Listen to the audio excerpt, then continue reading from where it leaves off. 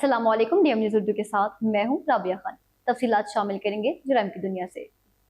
David लीमी और वजारत इंसाफ को England और वेल्स में कौमियत के हिसाब से सजा याफ्ता अफराद का डेटा शाया न करने के लिए कानूनी कार्रवाई करने पर तनकीद का सामना है।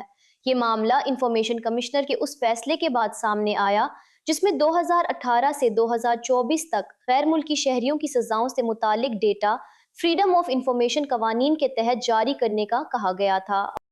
रासन खैमा की फौजदारी अदालत ने 56 साला यमनी शख्स को 1 माँ और उसकी 2 बालिग बेटियों के कत्ल का जिम्मेदार करार देते हुए सजाए मौत सुना दी है।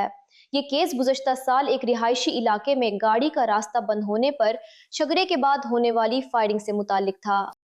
41 साल अली को एक कम उम्र लड़की से मुतल्लिक संगीन केस में जूरी की जानिब से तमाम इल्जामात पर मुजरिम करार दिए जाने के बाद कैद की सजा सुनाई गई है। अदालत को बताया गया कि मुतासिरा लड़की की हिम्मत ने केस को आगे बढ़ाने में अहम किरदार अदा किया, जबकि शान अली ने सजा से पहले किसी भी गलत काम से इनकार किया था।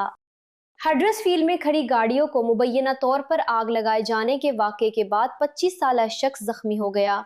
पुलिस ने वाक़े के बाद बयान जारी किया और कहा कि मुकम्मल हालात जानने के लिए तहकीकात जारी हैं, जिस पहले मीडिया से इनकार किया था। एक पुलिस अफसर पर इल्जाम है कि उसने गिरफ्तारी के दौरान बुनियादी सफाई से मुतालिक दरखास्तों को नजरअंदाज किया और तौहीन-आमेज़ जुबान इस्तेमाल की। इस केस ने पेशावराना रवैये और हिरासत में मौजूद अफराद के साथ सलूक पर सवालात उठा दिए हैं, जबकि मजीद कार्रवाई में अफसर के तर्ज अमल का जायजा लिया जाएगा। यार्कशायर के एक पब के बाहर एक शख्स की मौत उस वक्त हुई जब एक हमला आवर ने उसे अचानक मक्का मारा।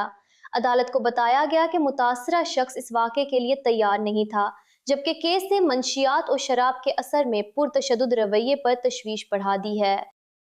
फूलन देवी की जिंदगी भारत की सबसे मुतनाज़े कहानियों में शुमार होती है, जिसमें कम उम्री की शादी, गुर्बत, तशद्दुद, डाकुओं के साथ जिंदगी और बाद में सियासत में गैर मामूली उरूज शामिल है। उत्तर प्रदेश के गरीब निचली जात के खानदान में पैदा होने वाली फूलन देवी पर 1981 के बहमई कत्लेआम में मुलव्विस होने का इल्जाम लगा, ताहम उन्होंने जाती तौर पर किसी को कत्ल करने से इनकार किया। 1983 में हुकाम के सामने सरेंडर करने के बाद वो 11 साल तक बगैर ट्रायल जेल में रही।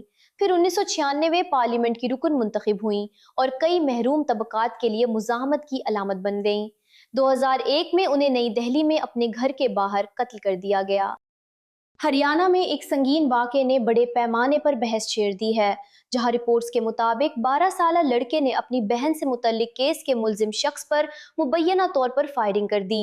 इस वाक़े ने इंसाफ, अवामी तहफ़्फ़ुज़, बच्चों के ज़हनी दबाव और मुतासरा ख़ानदानों पर ऐसे वाक़यात के गहरे असरात से मुतल्लिक अहम सवालात उठा दिए हैं।